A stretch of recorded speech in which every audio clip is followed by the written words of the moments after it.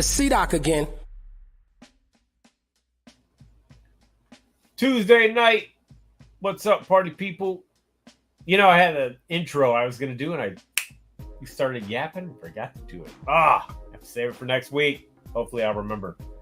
Anyway, my name is C-Doc. Welcome to another episode of It's C-Doc again. Hope all is well out there in the world. Hope everyone is doing great. Gonna have an interesting show tonight. As always, looking forward to talking about some serious hip-hop history.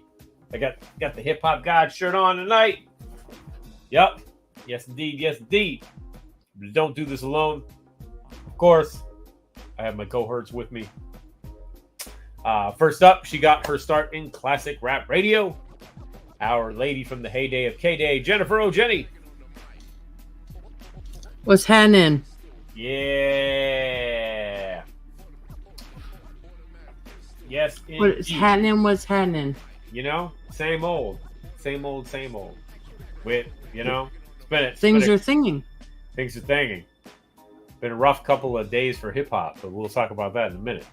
Yeah. Yeah. Also joining us tonight, the man who needs no introduction because you should be following on Instagram. If you don't, you're a sucker. Ladies and gentlemen, the Culture Clip King, Ultramag 7. Jennifer, Doc. The button pusher. Yeah. See. You know what? She want to mess up my night starting already. See. Don't trust those Virgos. It's King Button Pusher himself. Starting off with a bang. I'll shut this whole thing down. You can't do that. You ain't lying. What's happening, yo? What's happening, bro? I got my little Gangstar shirt on. Nice. I'm trying to rep, but you know. Yeah. Just to get we gotta bring on Fatline because we gotta talk about these hip hop things going on the past couple of days. Yep. So finally joining us tonight, the man behind Hip Hop Gods, the president of Rap Station, coming from the Northwest Side. Ladies and gentlemen, please welcome Flatline. Kaboom, kablam. Repping the crew. Flatbread pizza. Flat Lizzo. Mm-hmm. Yep. Yeah.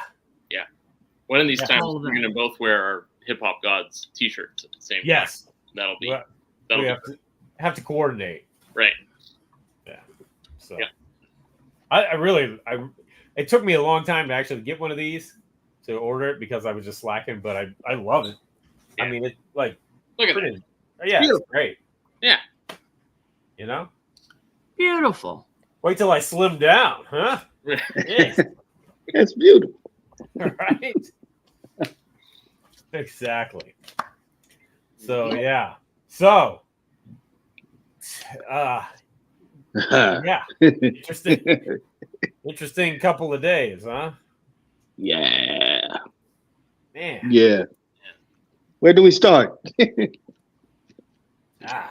I mean, it's just I don't know. Where do you start? Like Polo is just an absolute legend, and to have that news come down was terrible. And then Chino. Yeah. That's, I don't know. For me personally, I am a huge fan of his work, so it just completely caught me off guard, like everyone else. But Yeah. man, like since yesterday, I've just been listening to all his albums and his guest spots, and he left us with an incredible body of work. Right. That you can go back to, obviously, and you're gonna catch stuff that you didn't catch on your first listen or your 50th listen. But yeah, man, he was incredible, and I'm legit heartbroken that he's gone. It's funny because he just, like, I didn't know him, I never spoke with him, but man, there was a lot of there's a lot of people on social media talking about what a just fantastic, great guy he was. Yeah. You know, Yeah. Which is great to see. Yeah. The outpouring of love and support is pretty amazing. If you go on there and start scrolling, it's like endless. yeah, I think Chuck even said it that Chino would be just overwhelmed by the response. yeah, Yeah. There's a whole lot of speaking of what you said, Doc, I'm seeing so many people that are posting like text conversations they had with Chino.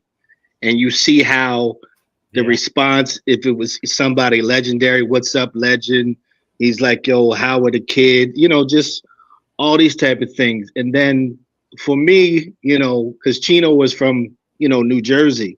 So it's seeing people that I know that knew him. Now, we never really talked about it, because I guess by the time Chino really made, Art of Origin was still in Jersey, but by the time he really made it, he was out West Coast. right. But to see people that I know, I knew Chino from, East Orange or this, that type of thing. So, yeah, that's crazy. Yeah, And Yeah. so young. yeah. He was my age, which I didn't even realize. Yeah. Also, I just wanted to say, going back to Polo, my homeboy DJ Super Brown Bum, he has a show that is on Mondays, and he was playing some polo joints, so Cool Rapper polo joints, but he had stories of him and hanging out with Polo that I didn't even know, and I've known him since we were like in high school. Yeah, So he's telling me like stories, him hanging out with Polo in, Cherry Hill, New Jersey or Philly and stuff like that. So, it was good to hear that type of stuff. yeah, that's dope. Yeah. Yeah. Mm. So, as if when the news about Polo hit first, it was shocking, of course, as it always is, but then to have Chino, that news just right on the top of that, Back to back. Yeah. back to back, man. Yeah. Mm-hmm. Yeah. Anyway, before we get into it, Flatline, new show tonight? No new show tonight. Repeat of the show last week, which was new. Lots of new music on there. So, Gotcha. yeah, I'll be back next week probably with the new show. Okay. Sounds good. Ultra Mag, Hip Hop Mail this week? No. I'm looking to see if I'm surrounded by something. I'm like, nah, no hip hop mail. But listening to plenty new albums, new music. I did a video today dedicated to my friend Flatline. Man, I needed a good laugh there, and that was perfect. Your timing was perfect. Yeah, man, that Action Bronson, that was beautiful, man. Of course, thank you. Yeah. Yeah. Well, I was looking at some of the okay. Okay.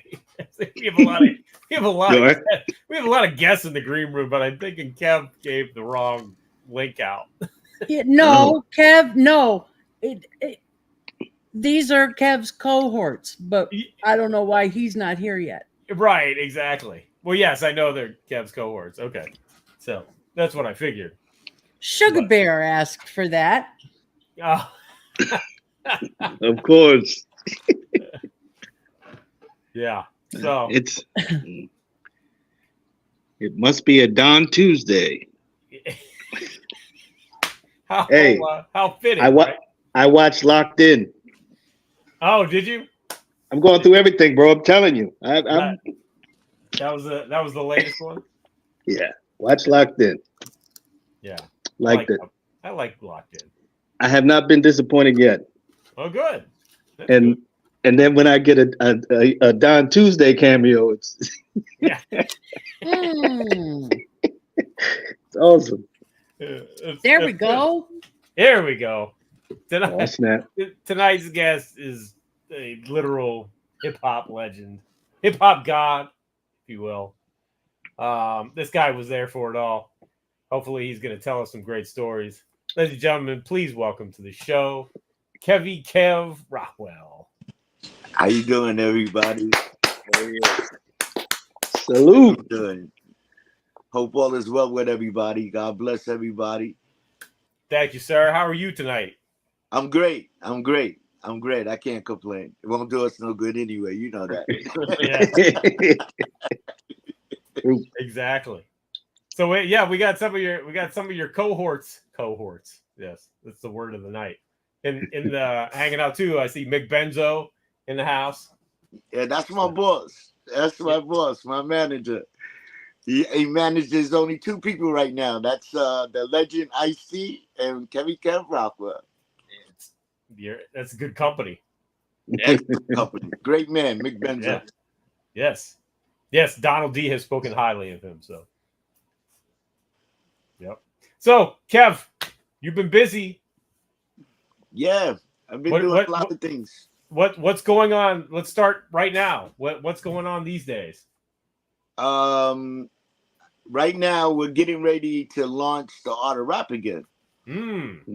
Yeah, so Art of Rap is getting ready to come back. My boss is doing some things behind the scenes right now to get that up and going. So that's what we got going on right now, really, the Art of Rap. Thursday, we have our annual barbecue where we lots of food, music, and we give out a lot of going back to school stuff. You know what I mean? Nice. To the kids. Yeah. Nice. Where's the barbecue at? Yeah. Barbecue's gonna be in Katona Park this year. Oh, we okay. change it every year, but this year we're going back to the Bronx because we're actually representing the Queen Zulu, Amber. She passed away, and this is sort of like her homegoing, you know? Okay. You know what I'm saying? So that's what that is all about. We're really doing it for Amber. Right. Yeah, that's dope. Okay. So, is it too early to ask about Art of Rap stuff, or Yeah, I can't really speak on that yet. Okay. You know what I'm saying, because that's in the making. That's You'll all good. definitely see me. We're gonna add another DJ on some of the shows. You have the normal cast, you know what I'm saying. Plus, whoever we bring aboard, you know what I'm saying. We have some people that we always put on our show. Yeah. You know what I'm saying, like EPMD. You know what I'm saying. You always see them there. You know what I'm saying, and definitely Ice-T. And then after that, it changes around. This year, I think my boss is gonna actually do the hosting, Mick Benzo himself.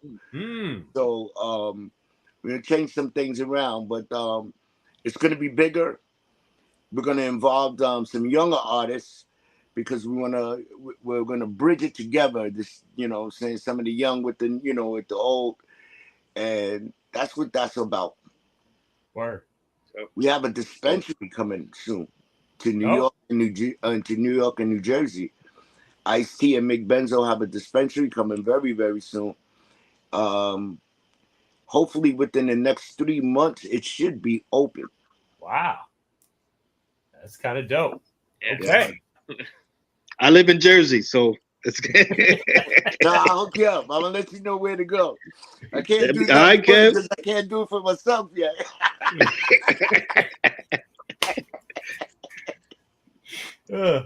So speaking of younger artists, Kev, back when you were a young artist, let's go back and talk about how you were. Well, you were there at the start of this, man. Well, I was lucky, right? I was blessed, and I say that and I mean it because I used to live in Marble Hill and in the West Bronx, and my mother decided she wanted to buy a house in White Plains Road on the Soundview side. So she went and she bought a house on the Soundview side, and I was like sort of kind of like depressed because I had my crew, the Rockwell INC, Rockwell Incorporated, and we were making a name for ourselves. And although I had a car, because when I graduated from high school, my mother bought me a car, and I was able to go back and forth, but I still wanted to stay in Marble Hill. However, this is where it gets very interesting. So now I'm in Soundview, and you know I meet a lot of people over there, and a gentleman by the name of Emery, who was my closest friend when I moved over to Soundview, he told me he wanted to introduce me to a gentleman by the name of Disco King Mario. So I'm like, why do you want to introduce me to Mario? He said, I'm gonna introduce you to somebody that's gonna put you in a different, completely different level. So I'm a little baffled. So he brings Mario to my house.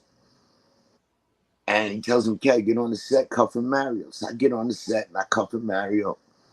Mario was impressed. He was impressed with my sound system. He said he's gonna bring me out. So he brought me out to Bronx River. And you know, we were out there rocking. And one day, unbeknownst to me, this is a true story.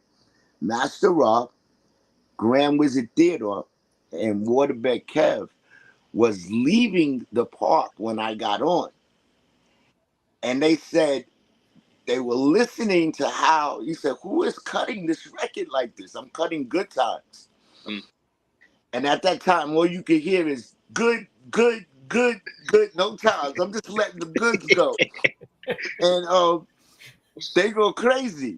They came back to see who was doing that. So they asked Mario who I was. Mario told them, that's Kevie Kev Rockwell.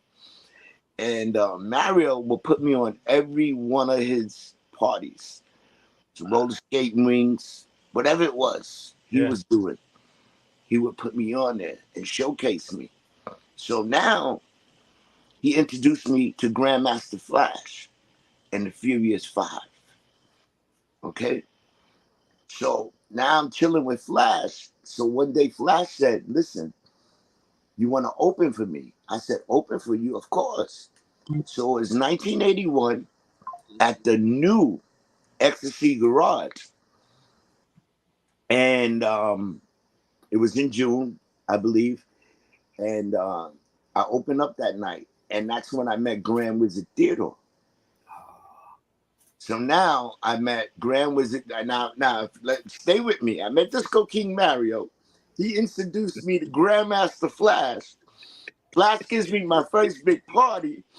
And now, at that party, Theodore was performing with the Fantastic Five. So I got to meet Theodore that night. So after that night, Theodore and I used to hook up. He used to say, yo, you want to come rock with me here? Come rock with me there. So I'm just like rocking all over the place with Theodore. This is the creator of Scratch. Yep. So Rockwell is everywhere with the Grand Wizard Theodore. And they want to know, who is this kid? He's nice. You know what I'm saying? So now, we go downtown one day to the recording building, and Theodore takes me, and I meet a gentleman by the name of Charlie Ahern. So I'm like, okay. So Theodore introduced me to Charlie. So that particular week, I just hung out with them. And Theodore said, yo, you want to help me do a scratch on Military Cuts? It's a record that's called Military Cuts on the Wild Style soundtrack. Yeah. So I said, sure. So Theodore and I did some cuts to Military Scratch on the Wild Style album. So now, with Theodore goes to me, listen, most of the groups, Grandmaster Flash, He has another DJ, Disco B, Cold Crush.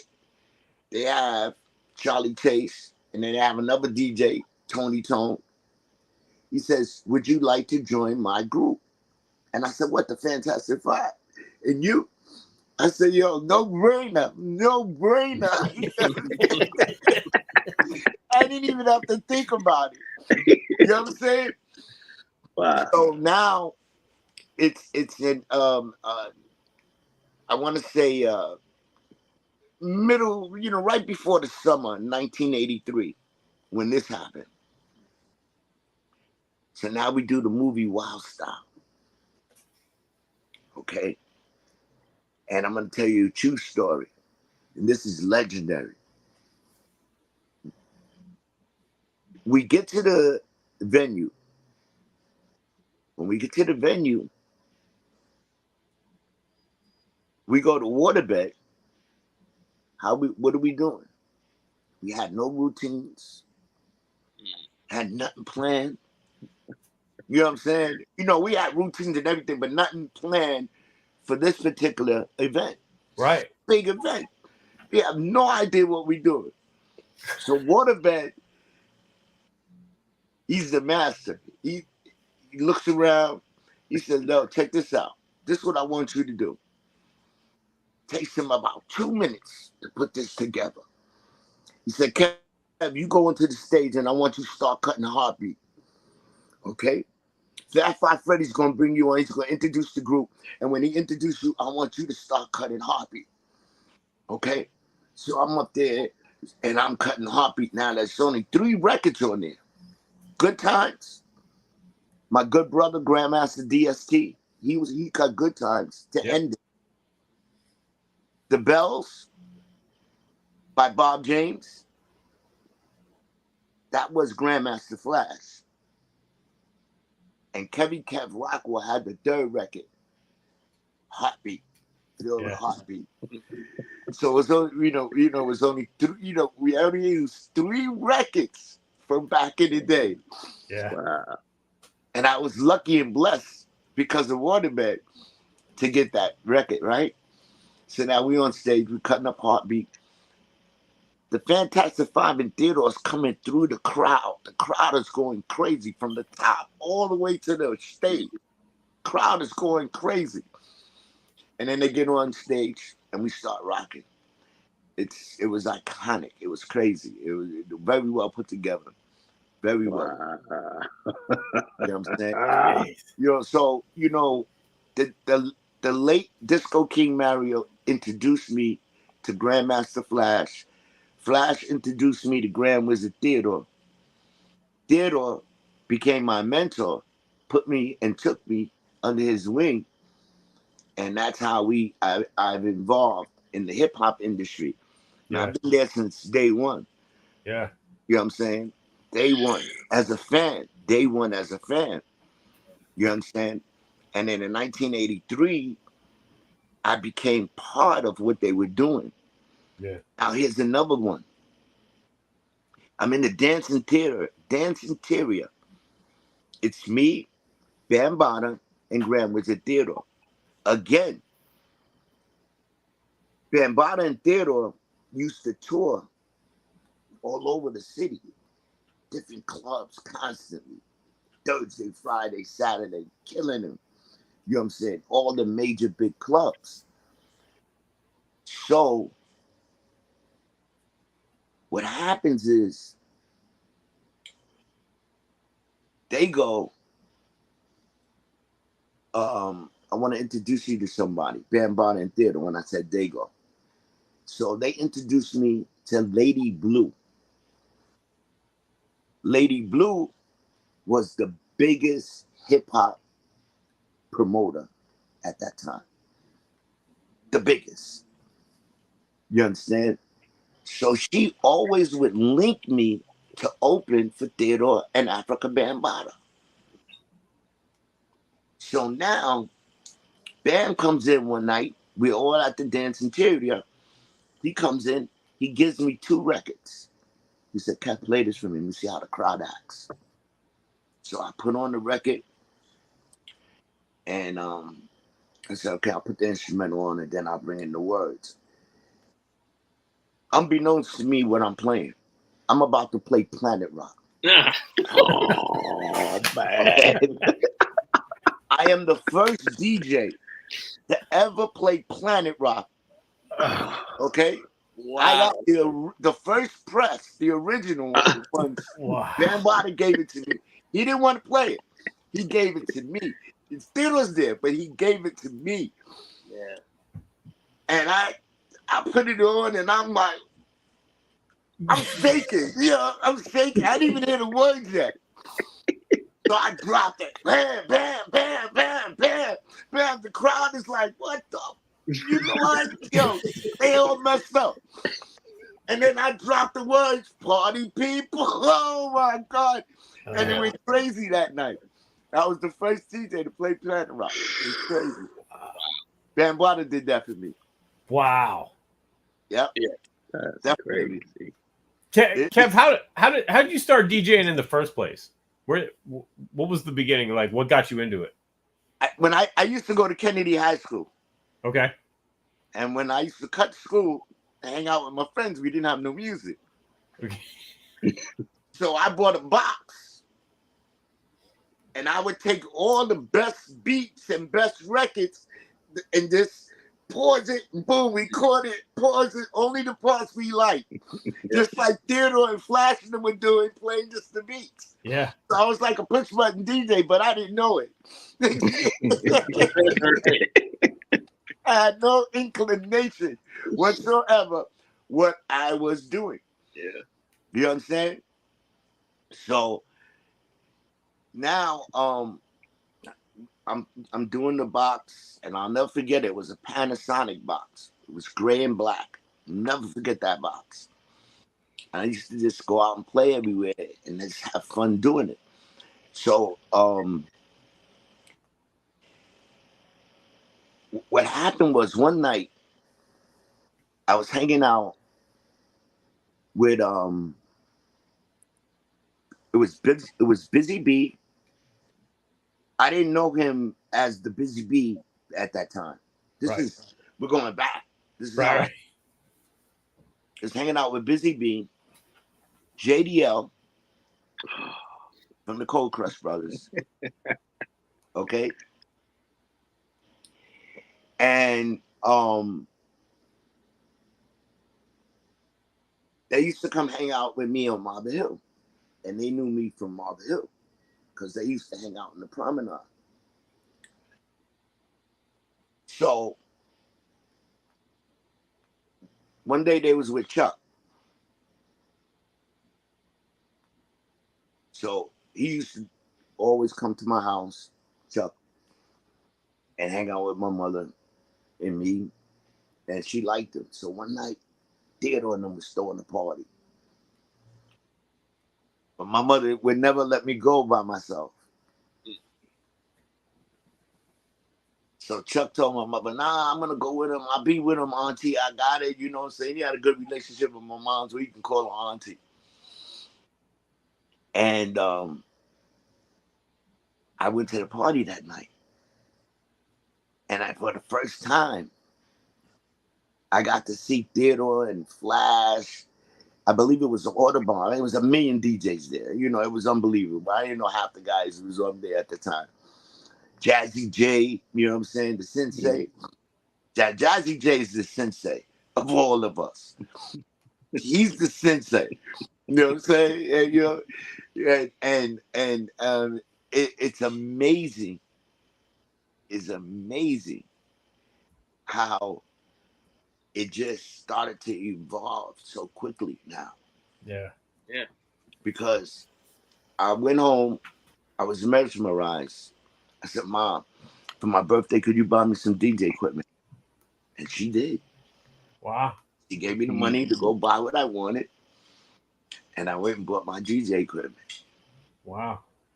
And a couple of years later, you know, now I'm established, you know, I'm with Theodore now. We're going to go back into the 80s again. And I'm with Theodore.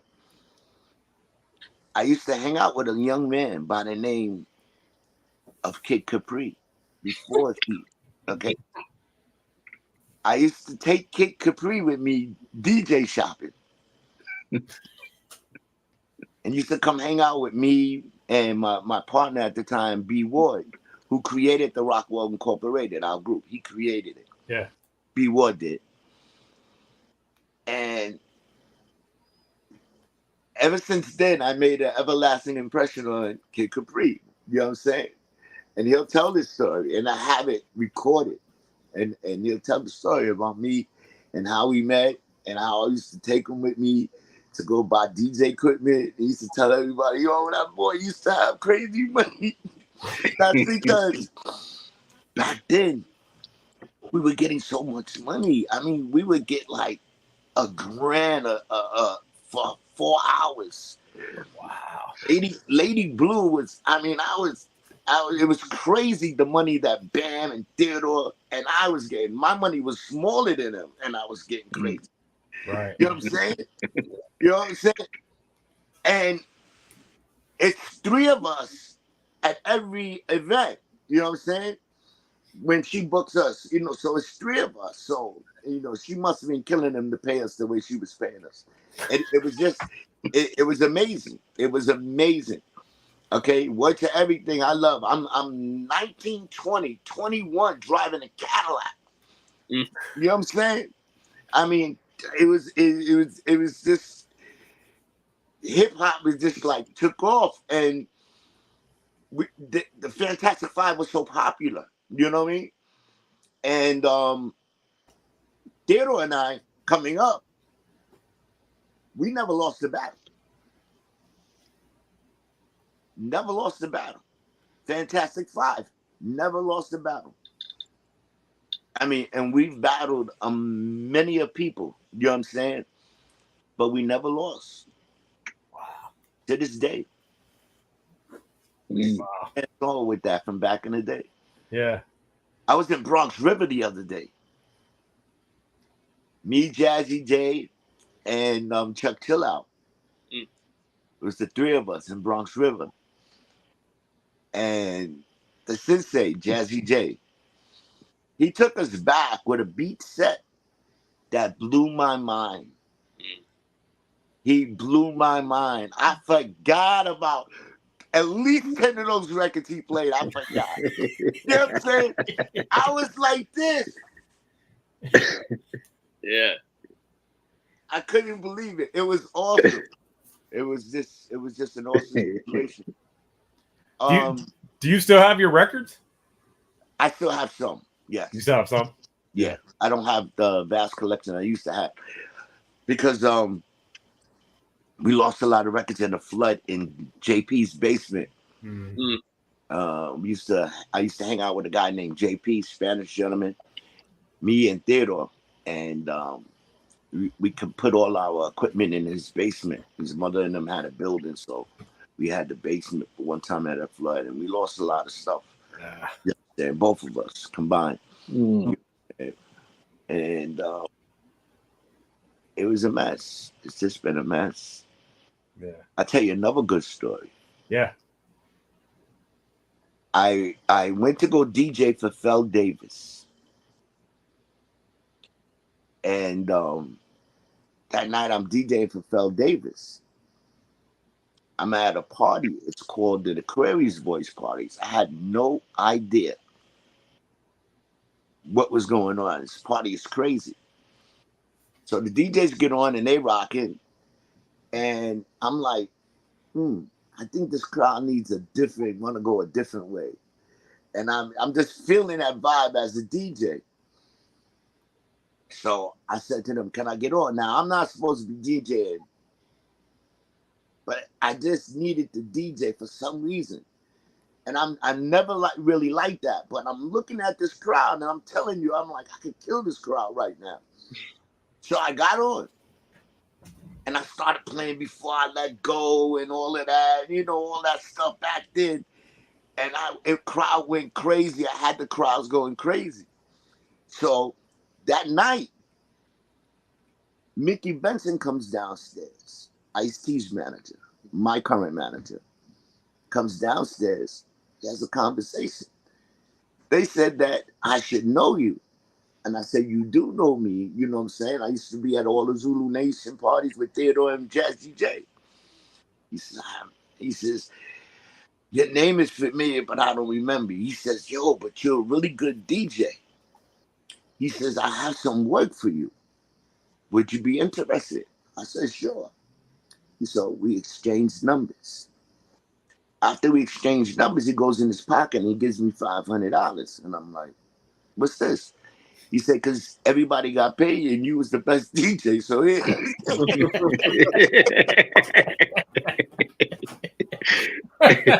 So about a week later, I'm home. He calls me. He said, Kev, I need a DJ to open my radio show, the Art of Rap radio station. I said, yes. Went crazy. So I was doing the Art of Rap radio station for a while. And then I got the call that changed my DJ career. Mickey calls me again. And this is June, I want to say June 19th of June 19th of 2019, I think it was. Anyway, he says, I need you to open up my concert in Minnesota. I said, what did you say? I got the hummers. My throat is all dry. I mean, what this man just say to me? He said, I need you to open up my concert in Minnesota. Because you know how to rap DJ, so you got to open up because the people's going to, that follow Art of Rap, they're going to want to see the Art of Rap DJ. And I'm like, sure, no problem. He says, I need you for about 45 minutes. I said, okay. He says, I'll give you $4,500 for 45 minutes. I said, excuse me? So he gave me $4,500 for 45 minutes. He flew me down to Minnesota first class. He had a Mercedes-Benz, picked me up and everything. He put me in this hotel, and I had a suite. Every time he puts me in the suite, I'm like, I'm living the life today like all the artists. You know what I'm saying? Yeah. My dream. I said, my dream come true. Yeah. You deserve it. Yeah, right. Yeah. We go downstairs. He tells me I got to go down for sound check. I see 50 Cent, JJ Fat, Dash Effects, Ice-T. I'm like, what the heck is going on here? Big Daddy Kane, Busy B. I'm like, yo, I'm mesmerized. I'm like, yo, Mick, what did you do to me? So I'm like, yo, no, Mick, Mick and Ice, they do concerts. I said, no, I didn't know this. I didn't know they do concerts. I said, oh my God. So ever since then, I've been the Art of Rap DJ, and I've been working for Mickey since then. Wow. And he expanded my horizon. He's taking me all over the world. And I also had an internship with the United States government, where I went to different countries. The best one was when I went to Turkey. You know what I'm saying? Teaching our culture of hip hop. Yeah. You know what I'm saying? Yeah, and I'm literally a hip hop ambassador by the United States government because of that. Yeah, word up. You know what I'm saying? Yes. Word up. Can we bring Mick? Can you come on? Yes, please. Can you come on? Yeah, here we go. Mick Benzo, everybody. Peace. Yeah. Peace. I'm sitting here watching New York Yankees. I'm bottom of the ninth, 2 outs right now. My Yankees been playing really bad lately, but I've been listening.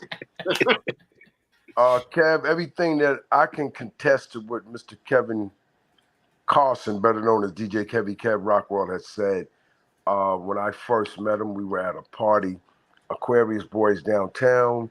He came because a female asked him to come out, and he wasn't supposed to get on the set. Once he got on the set, these son of a bitch let him tie the game up.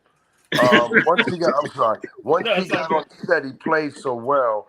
I had to compensate him that he was unexpected to be compensated, and then calling him to work with 50 and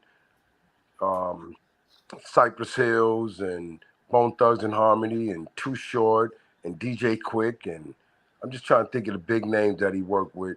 You know, I mean, the Dougie Freshes is normal, the Slick Ricks are normal, the Big Daddy Kane is normal, the Curtis Blows are normal. Rest in peace to Biz Markie.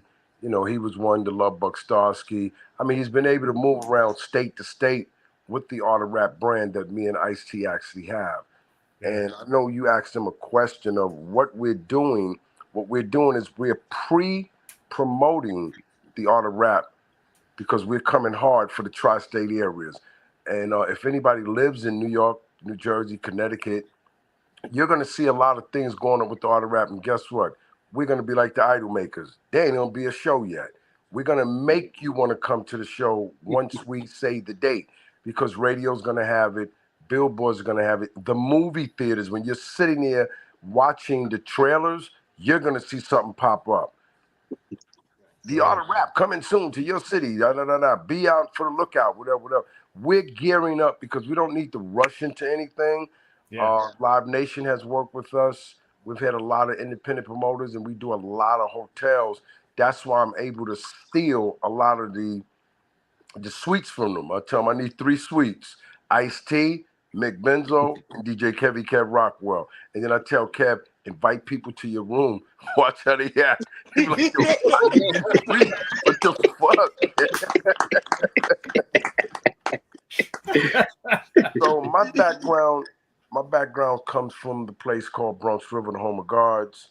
I'm a founder of the thing called the Universal Zulu Nation. 1973. In 1974, we actually birthed the name. The name was being said in cliches with Love Starsky and another brother, Keith Cowboy of the Furious 5 MCs. Yeah. My little brother is Grandmaster Melly Mel, and Kid Creole was older than both of us. But those are my father kids. We're brothers. But I never worked with them until lately. You know, we started working together. So I've been able to successfully work with people like Big Pun for his duration from his beginning to the end. Fat Joe for his first 13 years in hip hop. Lord Finesse, King T, Moni Love, Everlast, Ice-T, and I'm still with Ice for over 40 years. Yeah. I must be doing something right because he ain't cut me off yet. I don't get no Law and Order money. I get no Law and Order money. I didn't put that together, so I don't eat off it. Around here, you eat what you kill around here. I don't get no Law and Order. And he's been on it 26 years, man. I'm trying to find a way to cut it. And the last time I spoke to him, he said, I'd rather pay you not to be around me.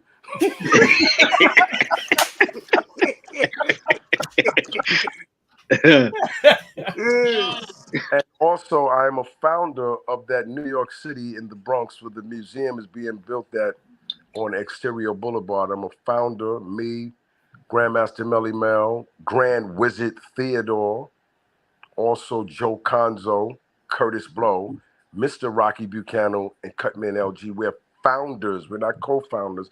We're founders of that museum that's being built. So we still care about our music.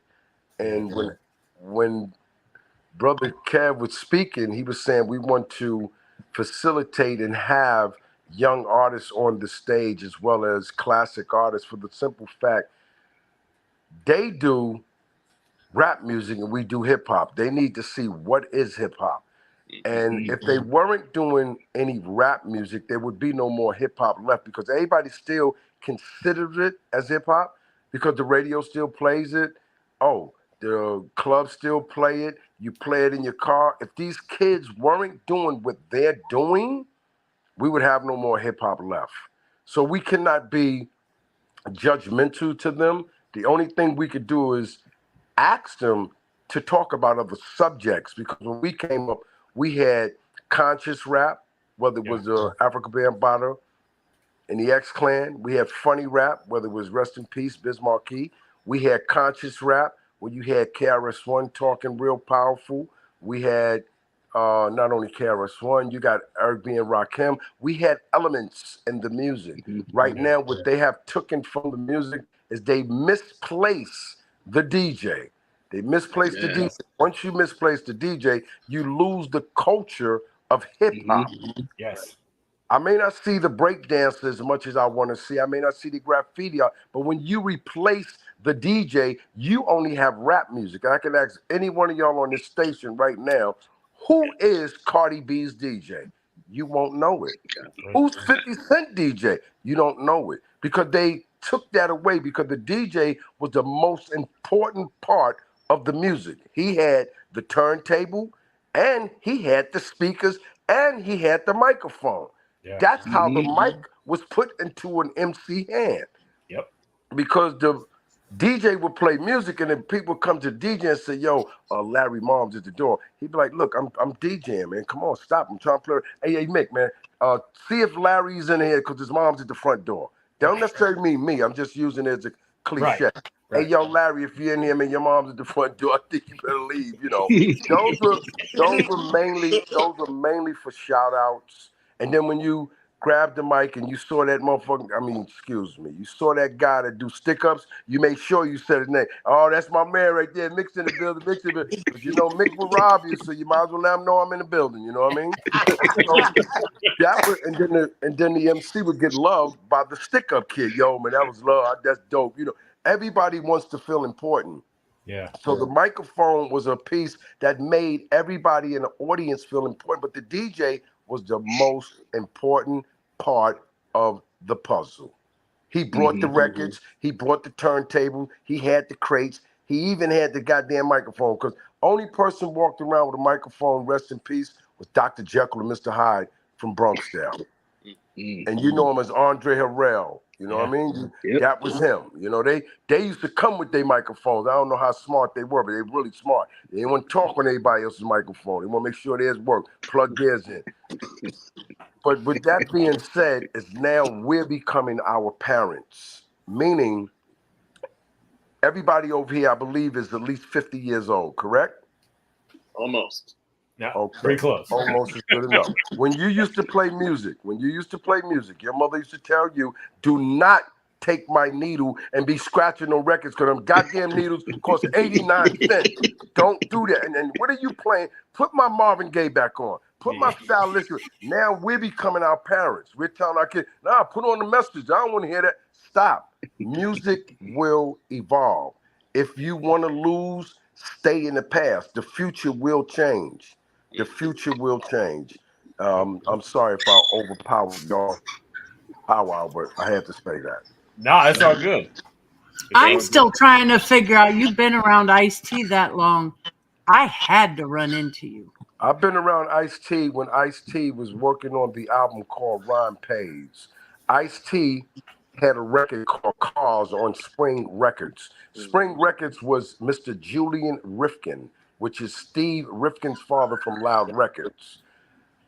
That record was brought to a gentleman by the name of Seymour, rest in peace, at Sire Records. Seymour heard the record and he says, "Oh, I love this guy right here. Who is this?" "Oh, that's Grandmaster Melly Mel. He's on Sugar Hill label. He's not going nowhere." Bronx Style Bob voice wasn't right, so he said, "Well, who's this other guy? This voice is totally different. His name is Ice-T." It's 40 years ago. He stayed on Prospect Avenue at 965 Tenton Avenue with Africa Islam, the Prince of Charm, the son of Bambaataa. And one day Ice said he was sleeping on the pallet and we were working on the album.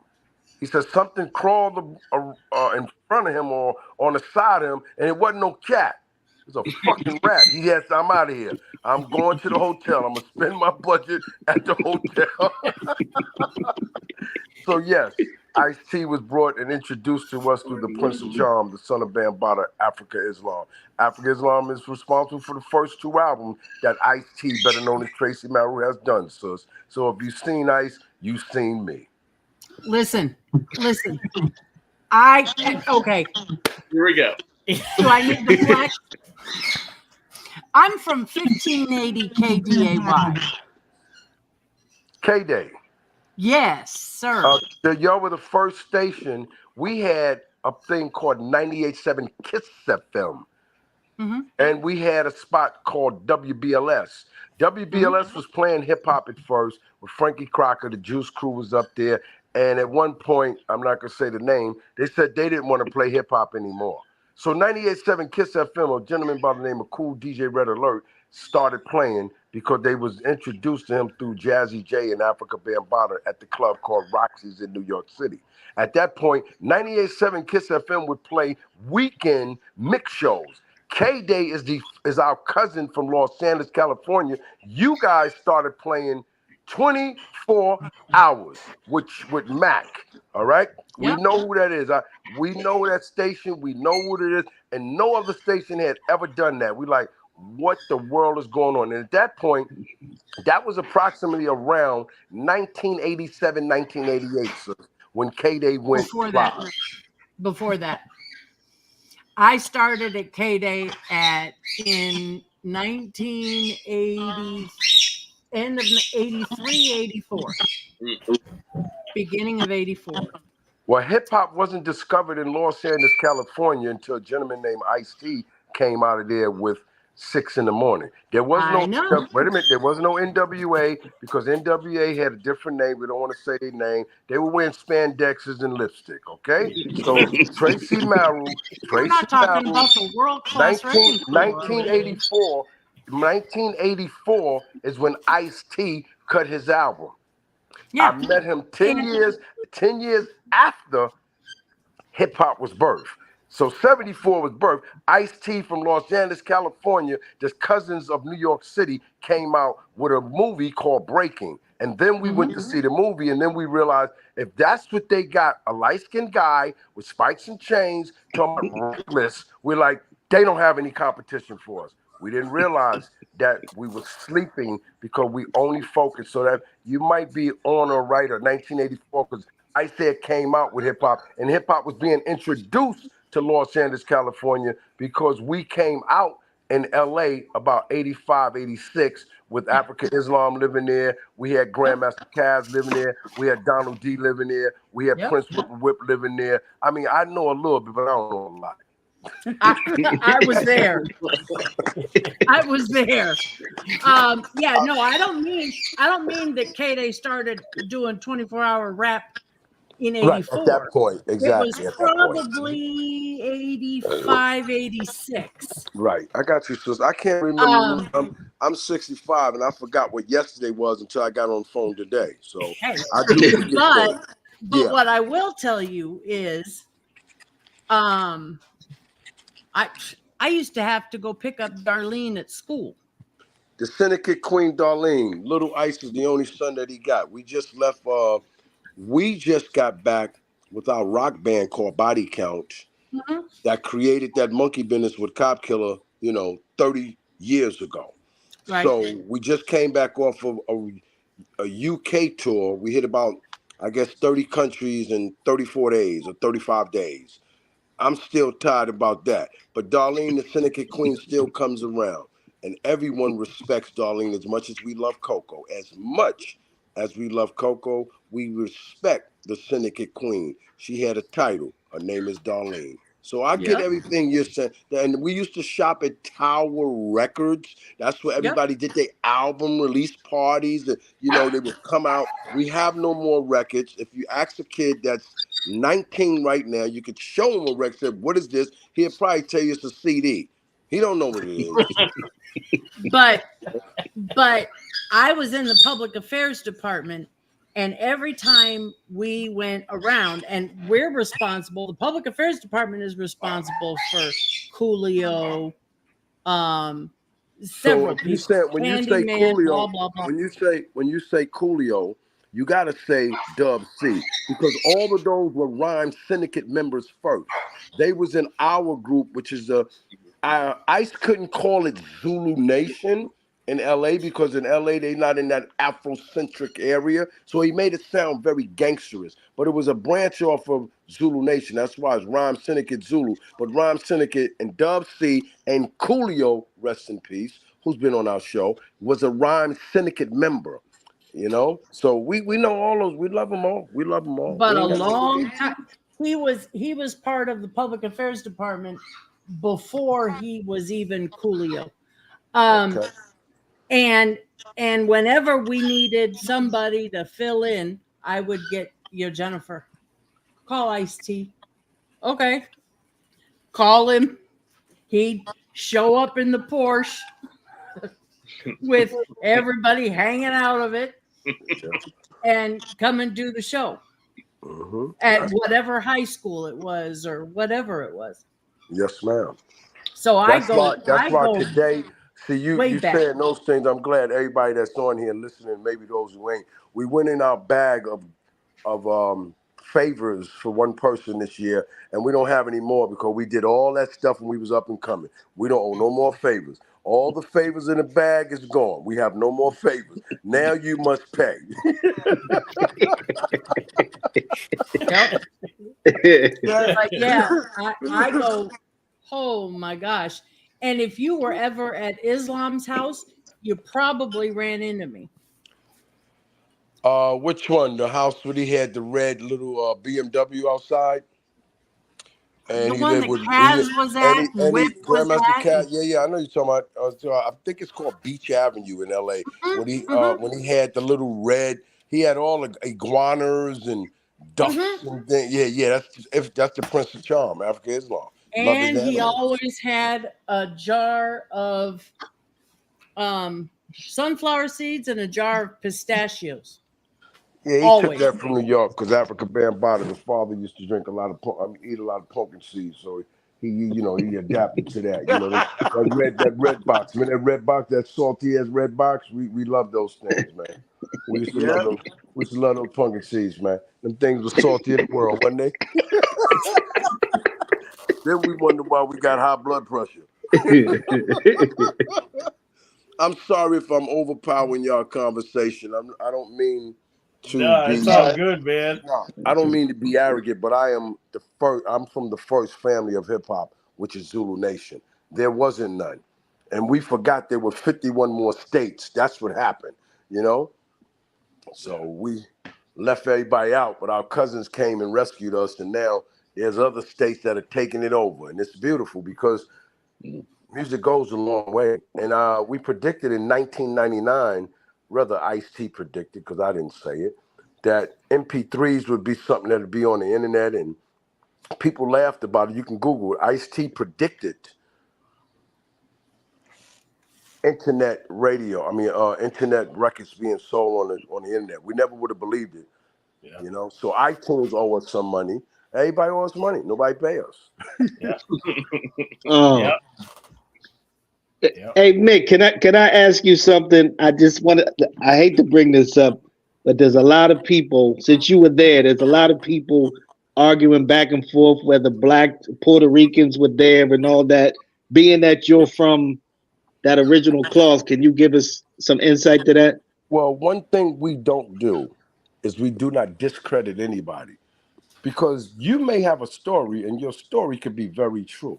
But if you wasn't on that block, you can't tell me what was happening over there.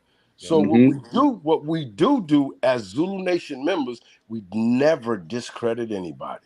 You know, I mean, if it wasn't the B-boys sweeping up the floor, I believe most of those were Latinos. I believe most of those guys doing graffiti, most of those were Latinos.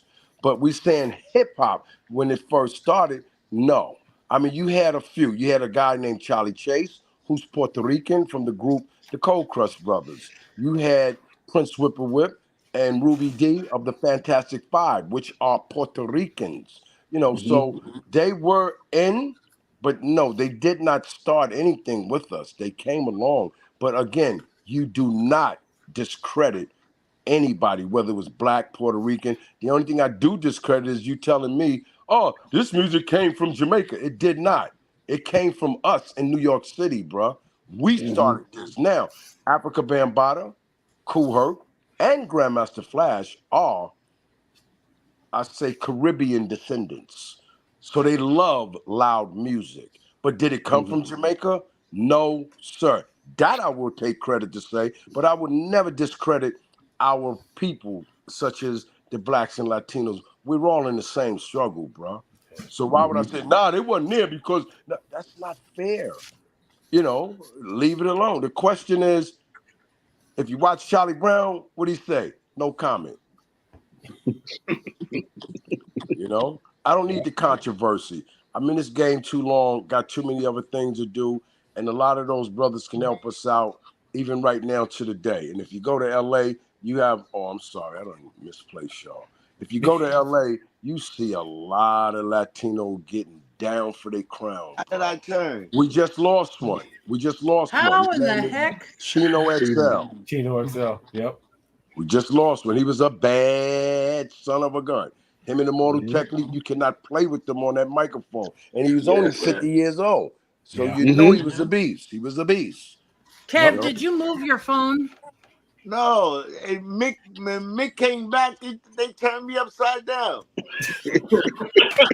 Now I'm from Zulu Nation. I'm shaking his pockets down now. How do I fix that? You didn't flip your phone? Nah, he had to move his phone because there's no way that we turned him Oh, I'm on a upside down. tripod. I didn't touch it. How in the heck? Oh, that's so weird. That's weird. That's weird. Everybody else is straight, you know. I mean, listen, Yeah, when Mick brothers, went out, they came back and flipped. Y'all are young journalists, but everybody's not a news reporter. That's the problem I have with the internet today.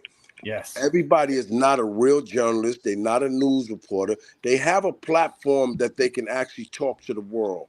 And then they say things and people take it on face value instead of checking before they do that.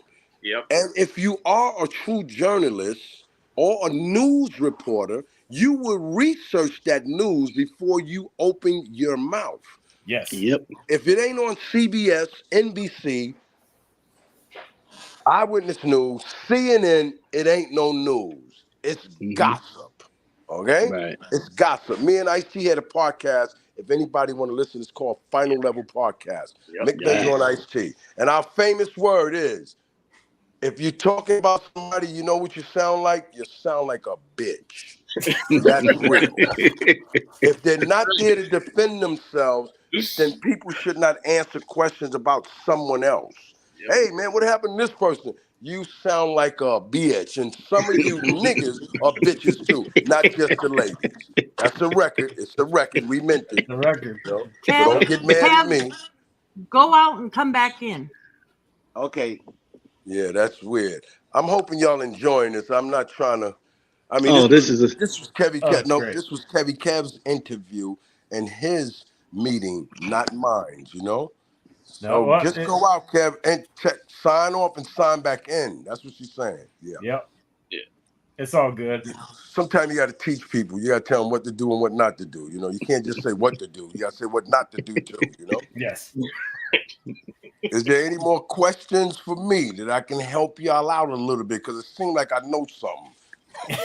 a little bit. A little something. A little something. I need y'all to go to the theartofrap.net. I need y'all to look at my Instagram, Mick Benzo, and look what we're doing. Or go to, I don't know, Mick Benzo on Twitter, Mick Benzo on Mickey Benson on Facebook. Just check it out and read what we put up. Look at the information that I'm trying to give people. I put a lot of inspirational things up about the culture. And don't forget the male awareness. Oh yeah, and one thing we as men, no disrespect to the women. One day, me and Ice-T was watching TV. I watched football. I said, "Damn, this guy got a pink sneak on, got a pink helmet on. I'm trying to figure out why." Then I looked to the corner and it said, "Women breast awareness." You know, I said, "That's Susan B. Coleman. She's making millions of dollars on it. That's nice." So I said, I got to ask a question because I'm quite sure. Anybody watch football? Yes, sir. Yeah. That trophy that they fight for is called the Vince Lombardi Trophy, right? You know, with the Super Bowl. Yep. How did Vince Lombardi die? Very puzzling. See, again, this No, go ahead. no, I believe it was some form of cancer. I believe. Yeah, it was Yes, colon cancer, brother.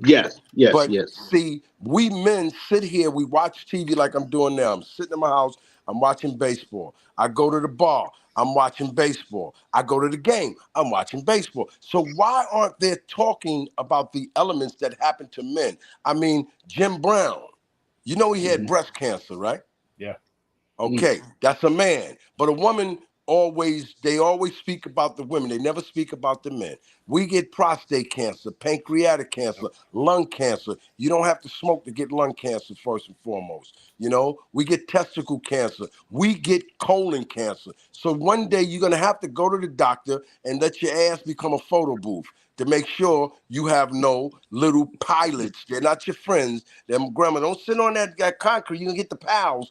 The pals is not your friends. The pals is pilots that can cause cancer. We Yep. do not speak about cancer enough about our men, MEN. We don't do it, Mhm. whether they're white, black, Chinese, African, whatever color. We're talking about men. We're not talking about black. We're talking about human beings. Male Awareness Foundation. We need to start supporting that because it's Yeah. very important. And they say it's a cliche to say early detection can save a life. It's real. Yeah. It's real. Right. It's real, bro. You know, so I mean, we have to really start focusing on it because if your health is your wealth, if you're not healthy, you're not gonna be able to be a journalist. You're not gonna be able to be a rapper. Mhm. Yep. You're gonna die, and that's the Yeah. only thing that is promised to us. So don't be afraid of that word. But Yep. your expiration date does not have to expire at 50, at 59, and 49. Our parents are living at 84 and 94, and they eating the hell out of that pork. I don't eat pork, though, but they eating the hell out of it. They tell me I'm not going to change my regimen. I'm going to eat that pork. And only way pork going to kill me, son, if they shoot it out of gun. I said, okay. But I don't eat pork. I'm just making a point, a little joke, but Male, MALE, Awareness Foundation.org is very, very important. Y'all must have Right. took me off. Y'all done blocked me out, man. Oh, I went over here now. See? Oh No, yeah. you No, Auto you're still good. rap, baby. Auto rap, baby. I Still guess there. we were talking about male awareness so much, our sister left us. That wasn't right. See, y'all done turned this into a male thing. They didn't like that. You know, because a lot of our brothers pancreatic cancer, like cool DJ AJ, he died of pancreatic cancer because he was unaware that he had it. Yeah. And the only way Mhm. to detect it, it's not only by a blood test. It has to be the sonogram, or they got to shoot that dye and open up so they can see your whole body. You know what I mean? Right. We do not do that because we're too macho. And the Yeah. reason we're so macho is because that's how we grew up. Your parents never told you when you go in the bathroom, squeeze your chest, your testicle, make sure you got two little things down there, not three. You know what I mean? You might be an alien if you got three nuts. You got to check. We're not checking because we did not grow up that way. None Right. of us. Our parents would tell our ladies, when you take your shower, make sure you check it, no lumps. Why they don't tell that to men? Because we're macho, you know? Right. And the only way that people would listen to what we're doing is people like us. The tough guys, the one where they know that we'll smack the shit out of them, the one know that we'll pull a gun out on them, and we're telling them to do it. They're like, maybe we should listen. They don't want to hear it from a square. They want to hear it from Mhm. someone real. You guys up here, all of you guys appear to be very real, and these are the things y'all should be bringing up on subjects, even asking the brother, when was the last time you had, I want to say this part, right? I talk to people, and I'm like, God damn, man, you need some toilet paper for your mouth? He said, wow, see, your mouth smells like shit, man. It smells like shit. You need to wipe your mouth. It smells like shit because they may have a rotten tooth in their mouth, and when they're swallowing that bacteria, they can catch a stroke and don't even know it. Go Yep. to the Die. dentist, bro. Yeah. Go Poison. to the dentist, man. Go check your body. At least they say every 6 months and whatever. Go every 5 months, every 6 months, every 7 months. Go for a physical. Don't let me tell you, oh, you just got a headache. Don't worry about it. You ain't no doctor. When you became a doctor to tell me what I need to do, you need to go see a professional. It's called a doctor. Yep. I'm sorry we went off the subject, but in order to be in this music, in order to talk to people in this music, your health must be good. You need a physical checkup. Check. You may have sugar diabetes. You don't know it. You may have high blood pressure. You don't know it. And most of y'all don't even know your goddamn blood type. Y'all don't know if it's A or B or if it's A and B. When you need a blood transfusion, you don't know what kind of blood you need. You need to have these things in your head so that you would know what you need. I'm sorry, bro. That's that Zulu thing. You know, that's the fifth element of hip hop is knowledge. Sometimes we gotta speak on teaching and not just be in the show. You know what I mean? Yeah. Seriously. See, it's important. Everybody knows the game is called show business. What about the business? Everybody want to be a part of the show. The Apollo Theater is open right now, and James Brown tore it down. You know why it's open? Because it's the business. We do show. We show business. Most people want to just do the show. Learn the business. Learn to talk to people. Tell them what you would like them to do. They don't have to do it because you cannot force nobody to do nothing. But you damn sure can advise them. That's the fifth element of hip hop. It's knowledge, sir. Yes, sir. Yes, sir. You got a house full. Yeah, you see who else is in the green room? Well, so kind of. On that note, kind of there. He's not quite connected yet, but it's been but lovely. We could bring. Oh, yeah. All right, Jennifer.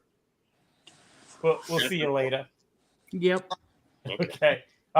See, y'all did that. See what y'all did? Yeah. You got knowledge. See, again, it's about the show. Everybody wants to giggle, have a good time. Sometimes you have to take, and that's what I did on the podcast with Ice. What we do is we take it to another atmosphere, and let's talk about reality for a minute. Then get back to the fun. Because if we're all having fun, who's taking care of the business? Yeah. Yep. And that's what I teach Kev as well. I'm like, don't worry about the show. Let's think about the business. What comes after? The business. And when you performing anywhere, everything that you do, you must look at it as an audition. Mick, because you're looking to get another job. Explaining them about the dispensaries. Oh, okay. Me and Ice, Luke and Charis from Los Angeles, California, called the Medicine Woman. In Jersey City, we're opening one since someone said they live in Jersey. It's at 660 Tunley Avenue. That's where we're going to open. And the one we're going to open in the Bronx is right across the street from Marble Hill, where Kev used to live at. The reason I chose Marble Hill because it has lots of projects and kids smoke weed like a motherfucker, and I want to sell it. They want to get high, I want to sell it. Me and Ice is getting back into the drug game legally, all right? I'm sorry, man. Hey, look, see? Show business. Let's have some fun with it, you know? Yep. And y'all lucky to get me here because Kev, no, I don't get on interviews unless they pay me. I tell them for the game is to be sold, not to be told. Well, we appreciate you coming through, Mick. Yeah. So I appreciate y'all having me. Thank y'all. I appreciate now I'm gonna tone it down and shut up, and I'm gonna listen in and see if I could hear somebody tell some lies and shit, you know. And we keep losing Kevin. Yeah. You be our fact checker for tonight. I gotta teach my guy. I know this motherfucker ain't get 6 to 6, man. Man? These Yankees are too much. I gotta, you gotta get rid of that Boost Mobile, man. $25 of money ain't gonna work, man. You got a flip phone or something, man, because this ain't working out right. Well, RB's in the house. We can bring RB in. So bring your boy. That's RB. That's my boy there. That's my boy. That's another good young brother that's hustling and putting his business in front of the show. He's learning things like this. I want to say before you get on, things like this opens the door. Again, it's called an audition. One interview, you do good, somebody else gonna call. You do a good show, somebody's gonna call. So everything you do is an audition for the next spot. Yes. Go ahead, RB. Yes. What up, y'all? How y'all doing? What's up, bro? Yes, man. Those two guys. Kev is my DJ. Mickey Benson, I look up to Mickey Benson. I've heard so much about Mickey Benson back in the days. He runs a good show with Art of Rap, so I'm inviting everybody that's on this platform that follows me. I know Sugar Bear's in there somewhere. I don't know. I don't see him up there. I don't know if he's on, but Oh, you he's know, right Sugar here. Bear Yeah. introduced us to this platform, and he was like, "Yo, Rob, I want you to come along, blah blah blah." So we did a show out in Long Island a little while ago with Melly Mel and Scorp and Sugar Bear came. I said, "Yo, I'm right around the corner from you." He didn't even know where it was, but it was a private party, and he introduced this platform. So really, this connection is really a Sugar Bear connection, which led into Jennifer actually putting us on. So I'm really blessed to be here, and I know this is the Chuck D, people, and I'm really interested in linking up with Chuck D, even though I know Mickey Benson and Kev do know them, and I've met him a lot of times. I went to high school with Chuck D back in the days. He used to be at when he had WUSB. WBAU, I'm sorry. Yeah, WBAU. That was a great channel back out in Long Island because I live out in LI. Okay. And, I travel back and forth Bronx all the time. I'm a Bronx born person. And my hip hop started in 78. I used to run with Kool Herc back in the days with his family, his whole family. I mean, everyone from his brother, his sister, her husband, and both of his two young brothers. It's been a long battle for me, man, but I love hip hop to the culture, to the core. It's like my religion. So I run with those two guys, and I'm looking forward at some point in my life to be on a auto rap platform. I did have Kev come out and he brought Mickey out and scared the hell out of me one night. I was doing a show and I see these guys there. I'm like, yo, this is the perfect time. And I just like, yo, it's just the perfect time, man. I've been running with a lot of groups, man. Cool Collar, Star Child, Rodney C, everybody. Wow. I got all those guys in my corner, man. So I appreciate this platform. I do a lot of other platforms. I do a lot of other music. I do promoting. My girlfriend is a manager also. It's a lot of things going on with me, man. I'm all over the place. But them two guys there, I highly respect. I will always come out to support Auto Rap, Ice-T, Kevy Kev, and Mickey Benson. Those are the top-notch dudes, man. If y'all don't know, y'all need to know. And if you knew better, you do better. This is where to go at right here. Word. Thank up. you. Yep. And real quick, got one more special guest who just showed Any up. question you got to ask me, you can ask, man. Okay. Let me please bring in the Syndicate Sniper. I'm having a problem of hearing a question. I don't know what's wrong with my phone. Oh, okay. All right. Hang on, just a second. Donald D in the house. So what's up? Yeah. Oh, look at that. Microphone king. 2, 3, break. In here. Hey, Mick, Yes, Syndicate Sniper. right now I'm mad. Clay Holmes is a bum. No, I'm saying this is ridiculous. See, them Yankees be Blowing making games, everybody mad, man. We were doing good. I don't know, man. Listen, man. Come on, he's spoiled. I need to get rid of. Man. I'm sorry, fellas. We don't mean to do this, but I need to get rid of that manager. And I hope anybody that's listening on this platform, please get Aaron Boone fired from the New York Yankees, man. He's the worst manager we've ever had, man. I'm sorry, man. Yeah, Hey, I used to represent the Syndicate Sniper too. See, he's right there. So no lies, baby. Jazz Chisholm just had a career game, and my man blew it, man. Come on. Yeah. Unbelievable. I just had to come back on to say hi, Donald. Hi, everybody. Hi. What's up, Donald everybody? D. What's up, RB? How you, man? I'm good. I'm good. Yeah, you look good out there, man. I saw you out there Saturday. I saw it on a live feed. I was like, yeah, there you go. Yeah, Mickey Benson got somebody in the corner pocket over there. Bronx River. Yes, that was nice. That was a good look. What's up, Flatline, Ultra, C-Doc again, Jenny, the whole family. Yes.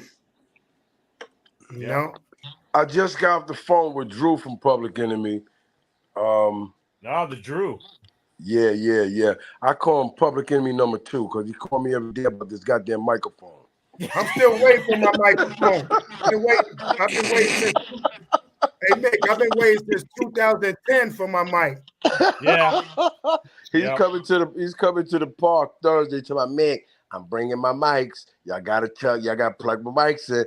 I'm like, brother, we know how to hold a mic. You didn't have to make the mic. We gotta hold it the way you want us to hold it. Yeah. I'm sorry. I hope you don't hear that because he'll cuss me out to the floor. I love him, man. Microphone fiend. I love him. Yeah, see, Cynic and Sniper, before y'all ask him any questions, he came from the Boogie Down Bronx with the Zulu Kings, with Africa Islam and Grandmaster Caz and Bronx Style Bob. And then they went out to Los Angeles, California. When Ice Head came up here, they went out there and they took over LA, not took over, they just started living out there. And then one other thing I just want to put on the table, we're so famous, we had a club in Japan called Zulu Hut. And on that floor, it said Zulu Nation. You know, so again, we're the first family of hip hop, and that's where Donald D comes from. He's from the Boogie Down Bronx. Me and this kid actually went to the same public school, and Scorpio grew up on our block, and so did Peter Guns on Vice Avenue, 174th Street, before I moved to the project. So we go back like bell bottoms and afros, you know? Man.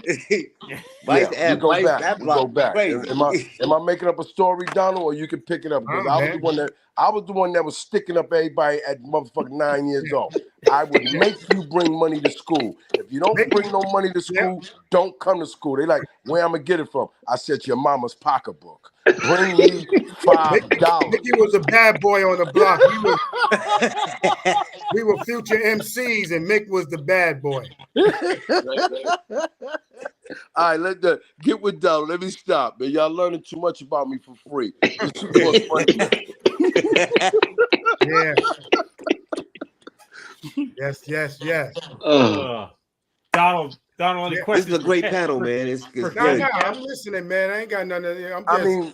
Drew probably told me about it. Drew probably told me about 10 times. Mick, man, you need to call up, man. I said, Drew, are they paying? Nah, it's Chuck D. It's Chuck D. I said, Chuck got a lot of shit going on, but he ain't paying nobody, man. I ain't going.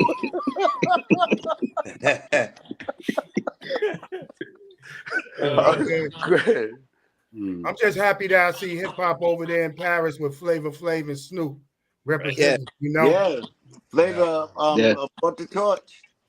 Looking good over there. Yeah, that is nice. That is very nice. A lot of people held the torch. Snoop had the torch too. Shit, how many torches they got? Yeah. Yo.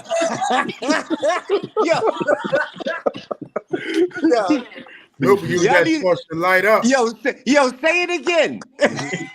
Say it again. I mean, LeBron James and the Broad had the torch. How many torches they got? Man, everybody carrying a torch. I should have went over. I could have had a torch too.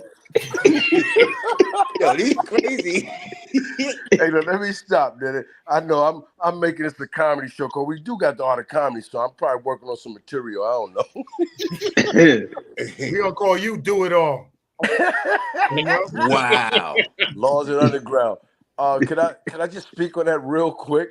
When Laws of the Underground came out, ooh, Lord Finesse was mad. They call themselves the Funky Child. Lord Finesse was the Funky Man. He did not appreciate that. He's better now, but he did not like that. He ain't like that. No, but Finesse, he did a remix of one of their joints that Jazzy J was playing Sunday. Finesse did some dope shit with one of these Lords of the Underground tracks, man. He was wicked. Lord Finesse was wicked. We met him at the New Music Seminar. Ice-T said, I like that kid. He was signed to Wild Pitch Records. We got him off that and got him on Giant Records. Remember that, Donald? Yep. We did the European tour right after that. Yep. Oh, we did a lot of favors. I tell you, we don't have any more favors in the bag. The bag is closed. Now you have to pay. We was gonna do one favor this week on Thursday. I said, Mick, do we got any more favors in the bag? Let's take a look. I said, we got one, man, for this gentleman. He said, okay, that's the last favor. Over that, Mick. How you gonna make 20% out of favors, man? I said, you right, B. They got paid up. Company, right? Huh? That's the company, right? Pay up. Yeah, pay up. Ice gave me that shit years ago. I ain't gonna front like, I came up with that name. He gave me, man, you like your money. You should be pay up promotion, pay up management, pay up records. You pay up everything, man. Get paid. Okay, I'll take it. I didn't want to do Zulu up. That ain't gonna work. It's too Afrocentric. You got to make it sound tough. Yep. Facts. Kev. Yes. And you want any favorite breaks you want to talk about? Yeah, My so favorite is Yeah, the one he played in Wild Style. nah. I love Heartbeat, but give it up and turn it loose. Oh, word. Heartbeat was a Hot good, joint. great for And the I L play that. brothers, yo. I'm What a bad crazy. cat rocking over the Heartbeat joint. Yeah. Yep, that was his joint. Yeah. Damn, caught my little Chisholm. He caught Chisholm on. Kev, how do you read the crowd? Is it just instinct? yeah, What do so you, I'm, how I'm do you, Well, I definitely usually get it. I do a visual first, yeah. right? I look at the crowd, see if it's what the predomination is. What's the So I said, okay, I see a lot over there, a lot of this. I think I could start with this. You know what I'm saying? So it Yeah. varies, because I tell you, when I went to South Dakota, right? Mhm. And I must have had like 110 white people there, right? Right. 100, and this is real story. So I went up there and I started playing my Bon Jovi and all this. So yeah, I rocked that crowd. Bro. I had them going crazy, because I didn't start out with the hip hop. I started out with their music and whatnot, and I had them going crazy. Then I led them into the hip hop. When we got to the hip hop, I had them. They was ready. Yeah. Yo, but I think, Kev, I think you got it wrong, Kev. You don't read the crowd. I think they read you. When they see you dancing behind them turntables, they know they better just dance. Yeah. Facts. You know? Yep. Yes, sir. Yep. That's And I facts. see, Kev, your it's a visual. It's a visual. Yeah. Like, if I know I'm going to do in an all hip hop area, I gotta decipher the age. Very important, the age now. Mm-hmm. You know what I'm saying? Now I know if it's our age, I'm coming hard with the classics. You know Yeah. what I'm saying? Yeah. If the young kids, I gotta go to all of that new music. You know what I'm saying? I get them young girls in there, for the younger crowd. Right. But I learned how to read the crowd through Mick.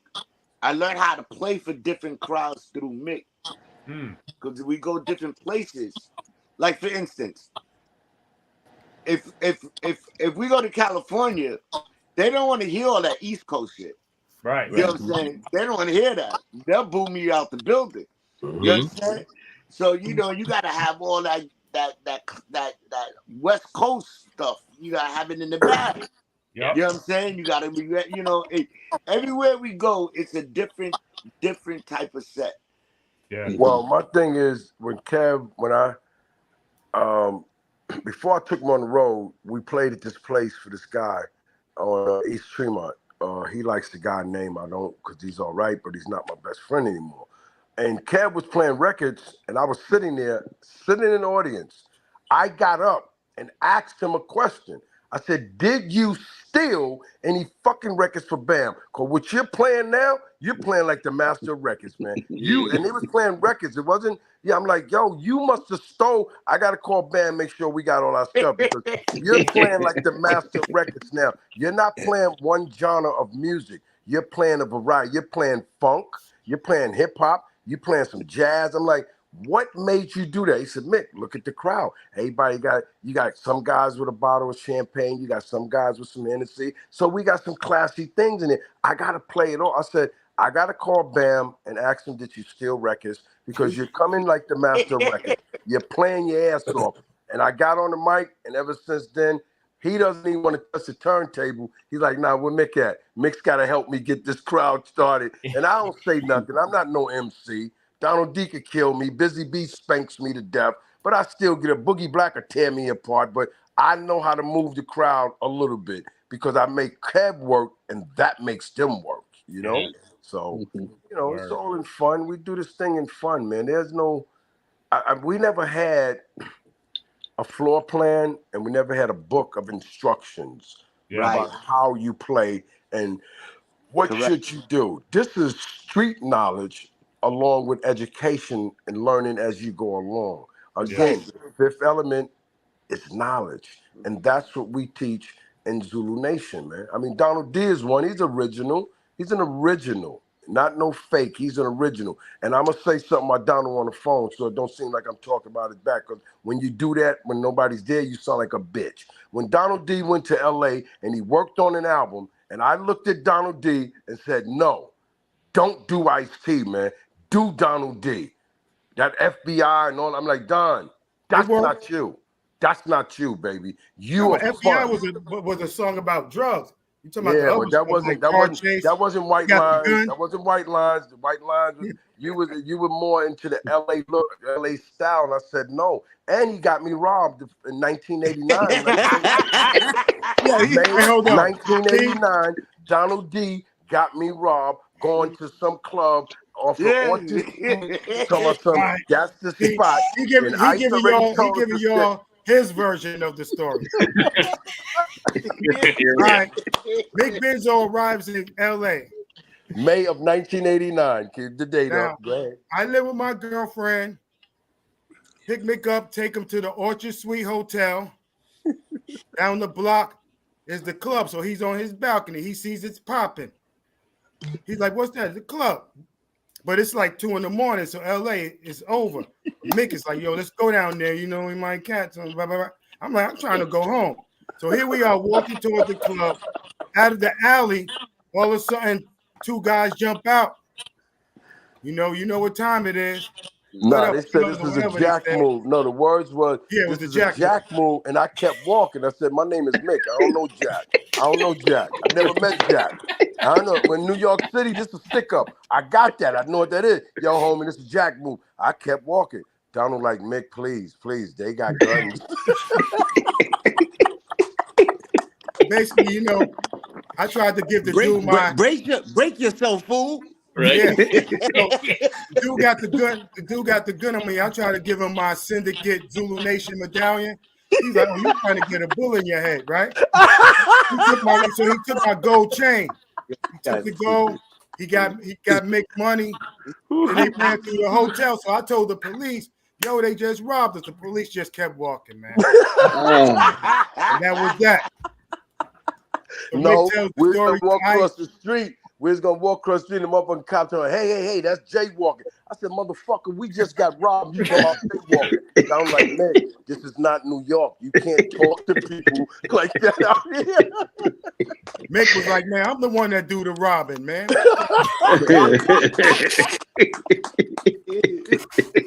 Oh, that's you told the real story. You told the real story. After that, I never wore gold chains no more, man. Hey, Don, did you write Stick Up Kids off? That was that time though. No, that was already written in '85. I'm saying because you knew him back in the day. Because you knew him back in the day. We won 7-6. Yes, we sir. won finally. Yeah, we won 7-6. Yo, no, but John, we had a great time in LA. We used to go there. I used to go to some club, me, Mel, and Scorp. We used to go to some spot called a Red Onion. Ice-T heard about that. He like, listen, man, let me tell y'all something, bro. Y'all ain't in New York. Stopping at Fat Burgers at 3, 4 in the morning, going to Mr. Parker, Larry Parker's at 4 in the morning, going to the Red Onion. Those are gangbangers out there, man. They don't give a fuck. Man, we don't look like no gangbangers, man. We look like hip-hop motherfuckers having a good time. They're not bothering us. Like, man, don't be going over there. I'm telling y'all, man, we win every goddamn night, man. Come on, Mel Scott, man. Fuck he talking about, man. We don't know about no red and blue, man. You know what I mean? Put on some orange or something and fuck it, man. We had the time of our life in LA. We tore LA ass apart by ourselves, man. But I'll say one thing. We took the Roxy scene or the old school hip hop and took it to LA. And I think we reshaped the culture there in the beginning. Water the Bush. We had the club Water the Bush, because if you look at a lot of the artists that came a little after, whether it was the Black Eyed Peas, Jurassic, Freestyle Fellowship, they all sounded like New York groups, the Alcoholics. So they were always all influenced by what we was doing or with the culture that we brought from New York to LA. Yeah. And DOC, Donald, I got to ask Donald this question. Wasn't it DOC at Water the Bush when he left and got in that accident? I think so. It was that night. It was That's one what of they those nights. said. The DOC got drunk and watered the bush and drove home and went through the window. That messed up his voice. Hanging out with us, New York, man. Hanging out with New York niggas, man. They can't drink like us, man. we had Booyah Tribe was the security. Oh yeah, they love us. Nice. Oh, they love us. They love us. We had no problems at the door with Booyah around. Yeah. Wow. Gangbangers stayed away now, but it was a good time of hip hop history. You know. Before we wrap this up, because I just saw, I didn't even realize he was there because like this the thing. But wow, shout out. true? You got 136 people in here. Yeah, that's what it looks like. Wow. Sugar Bear in the house. What up, Sugar Bear? Yeah, you already know, yo. I'm sitting up here bugging out off your mother. I know. I know, Kev. Yo, RB, I ain't know. And yo, Mick, it's a pleasure meeting you, man. And Melly Mel is like, every time I see Mel and Scorp, I tell him the 5. I don't want to hear nothing else. It's the 5. Me coming in the game, 88, when I first got in the hip-hop, it was all about the 5, Treacherous 3, and Funky 4 plus 1 more. I ain't know nobody else. I wasn't even trying to know nobody else at that time neither. It's always the 5, but to find out that you, Mel, and Creole's brother is another honor. You know what I'm saying? Yes, sir. Yes, sir. Yes, sir. Yes, sir. Word up. Peace, Donald D. Sugar Bear, 1988. I put this record out called Don't Scandalize Mine back in the days and gave a big hoopla all over the place, and nobody knew who made that record until maybe a few years ago. Now I'm putting my face out there on the record and shit. Okay. You know what I'm saying? Let them know. Let the world know. Oh yeah, they're gonna know. We dropping an album August 16th on Spit Slam Records. Okay. That's C-Doc. Chuck D. We Chuck dropped D. a new album on Spit Slam Records. That's right. Exactly. We're trying to wrap it up, man. Yep. Yeah. B-boys Well, Donald D, can you tell us the new news? I know you were with the B-boys. I know Chuck Chill Out was your DJ one time. What group are you going to start in the rock with for the 2024, 2025? What's the name of the group you're going to start rocking with? I was just about to mention this to Jennifer because she's in Cali. So I'm going to be out in Cali. We got a show August 10th. Don D is now a member of the Soul Sonic Force. So, I'm leaving. Yeah. You coming out here? I'm leaving. Really? Oh, that wasn't fair. Come back out there and with me. You bet. No, don't do that. But yeah, if you coming out here, you need to look out for somebody. Please say hello when you're here. Yeah. You come to the show. To you know. Jennifer, Jenny, you invited, man. You can come to the show. We in Santa Fe. We're gonna be out in the desert, Santa Fe Springs. It'll be my first official show with Soul Sonic. We was rehearsing last Sunday up in Jazzy J's studio. And, we're gonna incorporate some of my old stuff. So we're gonna do. I don't know if I should just talk about. We're gonna do Girls. Will be part of the set and Rock the House, but we're going to do a different version of Rock the House to a famous singer who they sample my voice in the song, which became a hit. So if y'all know that from back in the days, flip it on that music. Yeah, we did something that's going to be different because the event is kind of like a freestyle artist. What's the girl that sang Finally from is it Black Box? Evelyn Champagne? No. Finally, it happened. That is Black Box. That's CC Pedersen. CC Pedersen. Yeah. So it's a few groups and artists from that time period of the freestyle. So I was like, yeah, man, we should flip Rock the House off of Lisa's joint. You're gonna kill him with that. Yep. That'll be dope. So yeah, All right, it sounds really good. congratulations, Don. I'm glad you joined the group. They were Right, missing Don. Steve. Congratulations, baby. Yeah, man. Thank you. Yeah. But the funny thing is, I wasn't trying to get with So Sonic. So I was hitting up Scorp on Instagram. I said, yo, man, I think y'all need another member in your group. So Raheem ain't there, Creel ain't there, Cowboys no longer here. Y'all can use me because I had did shows with them in Cali. Me and Whipper Whip was honorary members doing shows with Mel and Scorp. So Ike C saw my post. Lo and behold, he hit me up like, yo, you available? What? I'm here. Being that a lot of us didn't get a lot of work during the 50-year celebration last summer. So it's only right, we come together and we all Zulu family. Yeah. Our voices are on a lot of them old school tapes back in the Bronx River days or whatever high schools or parks we played in. So, it's only right. Keep it in the family. You deserve it, brother. Well-deserved job. Like I said, it's an audition. Make it right, and then you go nowhere. Look at Barshawn working with Sugar Hill Gang. Oh, he's in two groups. Yeah, Philly's 5 and Philly's 5 and locked in. Yeah, man. Hey, I appreciate you brothers inviting me in because I was coming to sneak in the door to listen because you said you had to be, accepted. So I was cool watching, and then y'all invited me in. I truly appreciate it. I hope you guys got something out of it in all honesty. But I'm gonna end with please check out maleawarenessfoundation.org. Also go to theartofrap.net, and every person on this phone right here is now an honorary member of the Art of Rap. When you see a flyer up, it's damn sure not gonna hurt you to share it. And there's a lot of new flyers up there. Please start sharing. Yep. Yes. Yes, indeed. Fact. I'm with it all the way. You know that, man.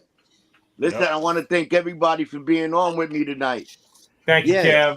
This was a great group right now, man. And it's just the way that it formed, it was dope. It wasn't even supposed to be like this, but the way that it happened, I don't think you could get it no better than that. And the actual history of what's on this phone right now is better than what is out there. The true facts is in this building, right? It's on this platform right now. You owe me, man. You owe me. Yes, so why don't you donate those rings back there to the Donald D. Oh, you see it, right? my brother Jazzy J hooked me up with the Serato DJ Pro, the whole kit, man. So I was in here learning it, man, trying to learn that joint, man. It does a lot of things, man. Now you need the range. Now you need the range. I'm trying to come and take some of your jobs, man. You can have them. You can have them. You can have them. You're my brother, D. Yes, sir, man. We're all family, man. You guys want to tell everybody where they can follow you at on social media? Kevy Kev Rockwell. And on all social medias, DJ Kevy Kev Rockwell. Just hit DJ Kevy Kev Rockwell on Twitter. Well, not Twitter no more. X, Instagram, Facebook. It's all Kevy Kev Rockwell for me. Okay, word. I'm in the same way. I'll be the brolic on all platforms. Okay, word. Real easy. Bronx, everywhere. All right. Sugar Bear, Strong Island. Yep. Strong Island Zone. Strong Island all day. Anyway, y'all showing your perk. Y'all see you see that? You see my merch now, right? Yeah. Thursday. Yeah, go ahead, Kev. August 1st, I'll be in Katona Park for the Zulu Nation, and I'll go on home celebration for Amber. Word. Yes, sir. Dope. This Thursday, Katona's gonna be crazy. And Chuck Chillout's event will still go on? Yeah. Yes, it's still happening, It's still happening, from what I understand. Okay. That's why I didn't say nothing. It's still happening. That don't stop. One monkey don't stop a show. So we'll be at Katona Park. Katona Park, we'll do the Katona Park, and then about 6, 7 o'clock, we'll start winding down and head over there. Exactly. Okay. Word Man, I up. appreciate y'all. Mick Benzo, MRC, Yes, man. ATO, baby. Thank y'all very much. Thank Hope you you. guys had a great time. I hope in the near future you guys will contact us again and have a little powwow like this because, like RB said, this was not. It was only supposed to be him and Kev. You got Mick Benzo, Donald D. You know, we came on your platform and had a good time. You know. Yes. And We I really appreciate Yeah. everything. Yeah. You know, Appreciate getting the it, word guys. out is no matter where the platform is, it's just got to be Yeah. right. You know. Yeah. I want to thank Jennifer, Sugar Bear, definitely you, Sugar, for hooking everything up. You know what I'm saying, Doc? You know you the man. Not a problem, my nigga. You my boy, man. I You appreciate had a everything. story that needed to be told, bro. Yeah. To be Yep. honest, you know what And I'm you are saying? more than At welcome this, anytime. yeah, this platform Thank right you. here, bro. Yep. Anytime. Yeah, this Hey, platform got lit after all that. Look, it's 150 on there. I see on the bottom there. Yeah, Pretty, we lit it up. Yes, good. anytime you guys that's can pretty come good, through. man. Yo, listen, that was great. It was great, man. Thank you. Yeah. Thank you. All right, guys. Yeah. All All right, right. thanks for having me, guys. Peace. Have a good one. Yep. Yo, Peace. Kev, Well, I'm gonna call you later. Yo, Sugar, I'm gonna call you tomorrow. Yo, Mick, yeah, I'm gonna yeah. see you real soon. All right, Yes, good sir, looking Everybody out, up baby. there on Yes, the Sugar. sir. top, man. Yo, thanks for having me. Thanks for having all of us, because they're all my family, man. You know, I hope we get together and do this again. Yeah. Yep. Thank you. Peace. All right. All right. One. Later, guys. Good All night. right. Peace. Peace. All right. Hold on, but I could stay in, man. I don't have to go Yeah, you can nowhere. stay here, Don. You're in the You know, family. I was about to sign out. I mean, the game ended. You know, they were playing Philadelphia tonight. Oh, Philly's been in a little bit of a slump. Yep. The Yankees Watch beat your up mouth. on Watch your mouth. Yankees just beat up saying. on they try to blow this one tonight, the pitcher, man, Well, that'll do it. and whatnot. That'll do it. Yeah, Jennifer, I'm gonna be out in Cali. I haven't been out there in a while, man. Probably over, man. When the last time I've been? 2022. Well, come on. I'm gonna be there out there for a week. You know, Word. We're sitting here waiting for you. ain't nobody in Cali waiting for me. Just- But I'm gonna meet with my boy MC Crush, who was that part of the TDF crew. Him and Tim Story. We're gonna talk about trying to put together this Rhyme Syndicate documentary. Nice. Mm. Whatnot. Get Nice. Tim Story involved, being that he's a famous movie producer now. Yep. So Exactly. instead of having it like a little average documentary, try to do it like what NWA did. Yeah. Yeah. You know, I think we got enough things that could make it into a big story like that. Yeah, there you go. Now they asked the question. I had to let them know. Philly's like in smoking a Philly. Well, last time we played y'all in the World Series, we beat up on y'all. Hey, I can get to Philly if I. Yeah, if I leave right now, I can get to Philly in 15 minutes. So I Where you move at? for the Philly. Jersey, South Jersey. Okay. Yeah. And is it raining where you at, Flatline? It was yesterday. It's cleared up today. It's like Crazy. you living in England, right? Sometimes. Yeah. It's weird. I hear you. Yeah. Yep. Everybody's all over the world. So, Donald, Yeah. getting closer to that B-Boys album, huh? Yeah, man. Well, we thought we was gonna. Fred wanted it out on his B-Day, Yeah. but then he kept saying, "Yo, I need to go." So I mean, I'm gonna get it. Man, today was just been hectic, man. I always think I have time to chill. Nah. Been, There's no time to chill. No. yeah. Hey, Doc. Yeah. I can't say too much, but that Donald D song on the Enemy Radio. Oh yes. I already told you about that. What song is that? The one on Chuck's album. Oh, wait, I Yeah, do that old school rhyme on there. Yep. Mm-hmm. Like World Be That Free. rhyme, I wrote that rhyme. So that was one of the rhymes I would rap on the Zulu Beat radio show. That was a famous rhyme that I was like, man, some of them rhymes I should have put on wax. So I was like, and that how it sounded on the song. I said, man, I can't write like how I rhymed back then. So let me just do one of them rhyme. I listened to one of the Super Beat tapes with it, wrote it down. I said, okay, let me do it. C Doc did the rest. Make it sound like back in the days. Yep, it's crazy. But I haven't heard the full version of it. Oh, I'll send it to you. I'm sorry. I'll send it to you. It's not mastered yet, but I'll send it to you. Okay. Yep. You can check it out. Check it out early. Yeah, I guess we should wrap up our show. Oh, right. Yeah. Jennifer, what part of Cali you in? Los Angeles. Okay, but like in the hood, Hollywood, Northridge. Oh, that's where I lived when I left. I said that right. When I moved to Italy, I was living in Northridge. Yep. The last address I had in Cali.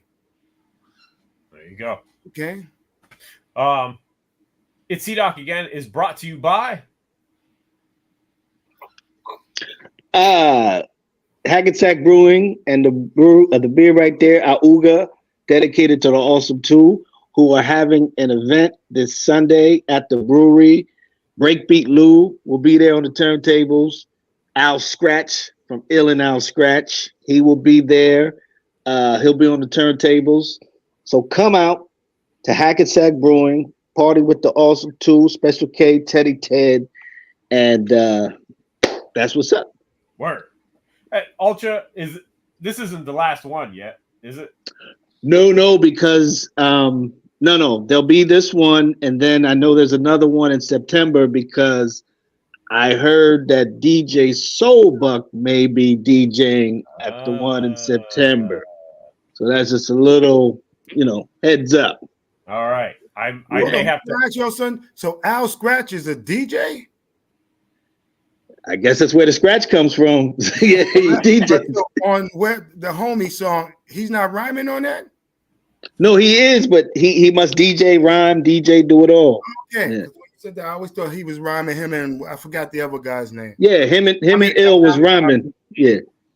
Ill. Yeah. His name is Ill, right? Ill. Yeah, Big Ill. Yeah. I like that song. Yeah, one of my favorite songs. Yep. There you go. And the show is also brought to you by the Spit Slam Record Label Group. The Spit Slam Record Label Group, a Chuck D situation. Catch us on your favorite streaming platform, on Bandcamp, or visit our official web store at spitslamrecords.com.